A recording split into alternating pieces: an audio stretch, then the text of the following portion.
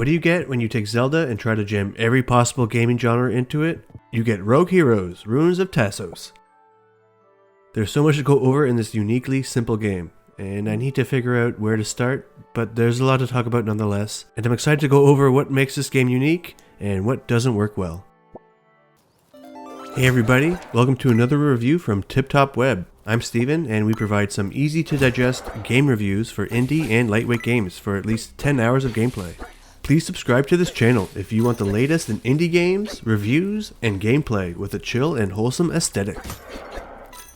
Today's review is Rogue Heroes, Ruins of Tasos, released on Steam in early 2021, developed by the game studio Heliocentric Studios, and published by Team 17, which is a not so indie publisher, but that's okay. This game is too interesting to not review.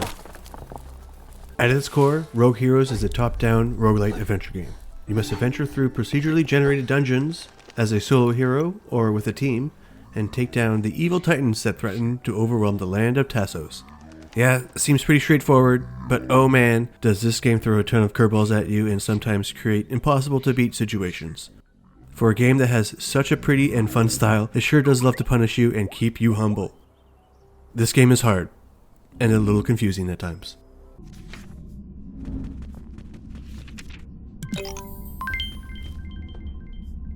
I jumped into Rogue Heroes not knowing anything about it other than it's an action roguelike, and this game is not really that. It is more than just action. The game starts by introducing the hero of this land, you, and you have to save it by defeating the evil titans. Pretty straightforward, right? Wrong. Remember the days of gaming when people complained that games were holding our hands too much and the sense of self-discovery was gone? This game provides that experience of your own self-discovery and the feeling of being lost and not knowing what to do. Right from the start, it felt like I was playing Zelda, which is cool, but not exactly what I wanted. It provides you with a vague quest and a direction to go, just like in Zelda, and the way you explore the world, enter new zones, swing your sword, and defeat monsters gave me a ton of nostalgia, and it felt good. But there was still something that was itching at me. What am I exactly supposed to do here? So I walked around the world as much as I could, and was pretty enjoyable, then discovered the dungeon, which the quest giver told me to find. Okay, cool, we're getting somewhere. Then there's the dungeon now, and it's this whirlwind of monsters, traps, treasures, and puzzles, all wrapped in procedurally generated content. And this dungeon is hard. Like really, you will die in the most unexpected ways, and sometimes feel stuck with the puzzles, or lost on how to get to the next room. It's always a constant adventure, which keeps me engaged and laughing at some crazy situations.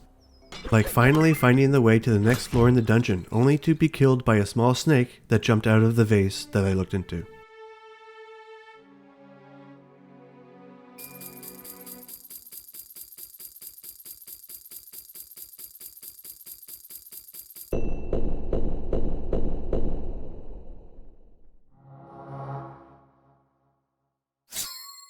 After dying, you are woken in your bed back in town, and you have to go back to the dungeon and try again. But this time you are able to keep the gems found in the dungeon to upgrade your character's weapons or change your character's class. And there are more upgrades for each class, and there are 9 classes, which is pretty fun, and it takes a long time to unlock all of them and all their upgrades. In my little over 10 hours of playing, I was nowhere near completing any of these. Maybe I'm just bad at the game, but oh well, I'm still enjoying the game loop. You're also able to build more in your town that provides more upgrades and items to help you explore the world, like a grappling hook to move over broken bridges, or a shovel to dig underground. Like I said, there's a lot happening in this game. It's like this game is an action game, role-playing game, simulation game, and puzzle game, and I'm here for that. It honestly put a smile on my face and gave me that nostalgic feeling of playing a Super Nintendo game as a kid. My biggest issue with this game is that it's giving you all these genres and it really doesn't do any of them all that well. It's a bit too much of a mishmash of these genres. For example, it's super cool that you can go out and explore the world, or you can head straight to the dungeon. I like how it gives me options how I want to enjoy this game, but the exploration is a bit lackluster and confusing. You are oftentimes brought into dead ends only to discover after a lot of playtime that you have to build the right building in your town to unlock the right tool to get you where you need to go. It took me way longer than I expected to discover this. This is due to the lack of hand-holding in this game, which many can argue can be a good thing. Yeah, bring us back to the good old days of gaming. But my expectations with the game created a massive mix of emotions while playing, ranging from crazy hysterics to eyebrow-fearing frustration. It's one of those situations where I will tell you to try it out for yourself. Do you like the lack of information, opening up the player's choice, or do you prefer more direction and instructions? If you prefer the former, then this game is more likely for you. And if you enjoy a game with a load of genres and experiences, then give it a try. It could be right up your alley. Also, this game has online co-op, which is a lot of fun for when you get the chance. The online multiplayer does have some weird functionality, like sharing a pause screen, or trying to fit all the characters on the screen, but it does make the dungeon runs fun and silly, and some moments for some good laughs that will keep me coming back for more. This game is so hard to grade. For a roguelike, it's definitely unique, and it's obvious that a lot of passion was put into it.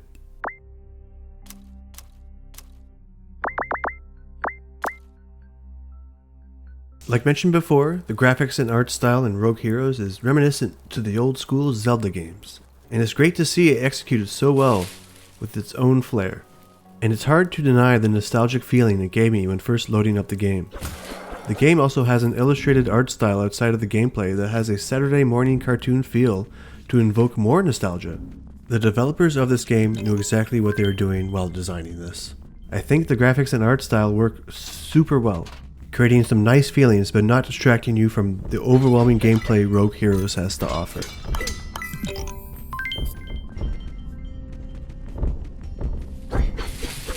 There isn't a lot of talk about for the sound of music. It's very complete, and there is a nice audio cues for when the dungeon room is complete, or secret treasure has been found. It's clean, simple, and it doesn't go too overboard, keeping the whole experience enjoyable.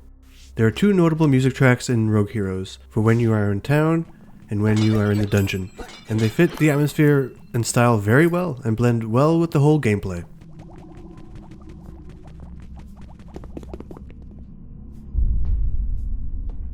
Rogue Heroes is a super smooth experience and optimized very well. There are a few little things that could be improved upon, but nothing major. Like the sharing of a pause screen during online co-op. If you're playing with random people online, someone can just leave it on the pause screen, forcing some situations that aren't so ideal. I love how this game has a cute map and everything, but the functionality on the map is a bit clunky while using the controller, like always changing the map position while zooming in and out, having to slowly scroll across the map.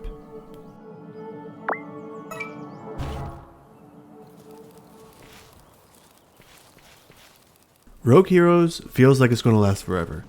I think I got about 10% done in my little over 10 hours of gameplay. It feels quite daunting, to be honest, and I have no idea where this game is going to lead with its exploration, dungeon running, city building, and resource management. This game thrives with its multiple genres and what I like to call simple complexity. And what I mean by that is how this game presents simple concepts like character and weapon management, dungeon running, and waypoint discovery. And what makes it complex is it does all of these things at the same time. It's up to you how you want to tackle all of these features. If this kind of game speaks to you, it can easily be days of roguelike goodness for you.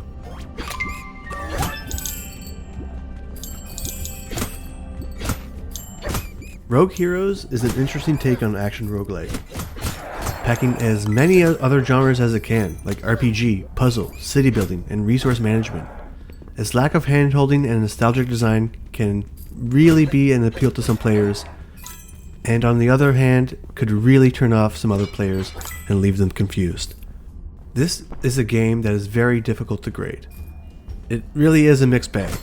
Did I have fun with this game? Overall, yes. Would I want to come back to this game and keep playing? Maybe. Most likely for the multiplayer, and maybe try to finish the first dungeon in the single player story mode. If you're a roguelike enthusiast, give this game a try. If this is your first roguelike and would like to dip your toe in that genre, this game might be a bit confusing experience for you. But that's not to say you won't have fun. I give this game a 6.5 out of 10 top hats.